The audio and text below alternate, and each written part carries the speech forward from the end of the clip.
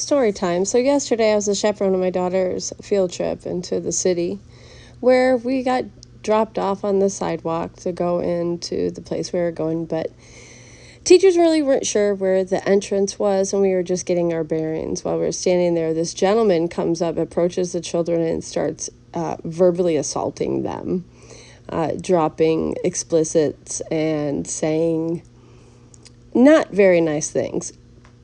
He was walking towards me, and so I got between him and the children. So he was walking by, and I thought he was going to keep on going, but then he turned around and double backed. And that's when immediately when he started raising his voice, I raised my voice to match his level and let him know that I was paying attention, that my eyes were on him, and that I wasn't going to let him get towards those kids. And he left. Because he turned around and he looked at me, and I'm like, come on, let's go. Because we're not doing this in front of these children. I will take you out if you make one more step. And he saw that I meant business. And usually when you stand up like that, people will go away. Because they're like, oh, this is some kind of crazy I do not want to deal with. We got the kids inside. We figured out where the entrance was from the street. And the kids were really upset. Some of them were crying. I took the opportunity to first calm them down. Let them know that they were safe, let them know that they were okay, that it was okay to have big feelings about what happened, because what happened was not okay.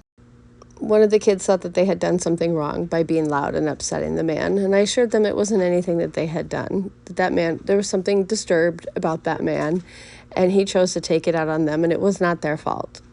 One by one, the kiddos who were closest to me came up to me, and they were talking to me about how they felt about it, and I was being very careful to let them know that I would always protect them when I'm chaperoning them, and to let them know that it was okay to have the big feelings that they were having. They wanted to repeat what he said, and I said that wasn't necessary, that we don't need to give any more attention to it, that we were there to have a really good time, and that I wanted them to do exactly that. And that these things happen anywhere. These kids are from a small rural area where they don't come across individuals screaming at children very often. It can happen anywhere. It doesn't matter that it was in the city. We talked about the importance of having your head on the swivel when you're in unfamiliar places, especially big cities. We talked about violence, and some of the kids thought that I was going to attack that guy.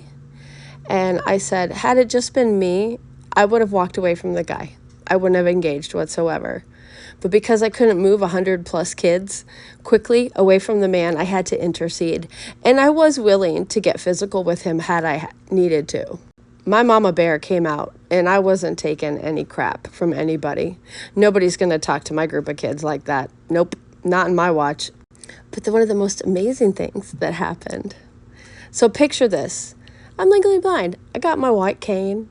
It's pajama day on the field trip, so I'm rocking my hot pink Barbie, wasn't really Barbie brand, but my Barbie tracksuit. Okay, I got it going on. I got a hat that says Queen on it, and I'm very noticeable. I'm very bright.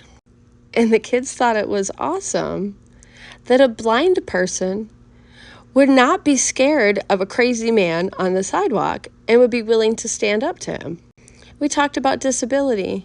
We talked about various degrees of blindness, that not everybody who's blind not everyone who's blind is totally blind. When we left, as we got back out on that sidewalk, many of the kids have gone home with their parents at this point, but there were still several that had been there and had witnessed what had happened. And some of them were scared. And I reassured them, I got you. I grew up going to Chicago all the time. I know how to have my head on the swivel. I know how to pay attention. If you look like you're aware of the situation, most of the time people aren't going to mess with you. It's when you're looking at your phone and not paying attention. They want to catch you off guard. Most people do not want to walk up to somebody who looks like they have it going on, including a blind person. I had parents who thanked me for protecting their children. I had teachers that thanked me. The kids thanked me. I don't feel that what I did was anything special. I think a lot of people would do exactly what I did. And I'm just really grateful that it didn't turn into more than what it was. But the one thing that I'm really glad about is that I change people's perceptions of what blind people are capable of. Those kids saw me as their hero yesterday. There were parents there that were quite shocked, quite frankly, that I was the one that, interjected. I just happened to be the person standing at the end of the line.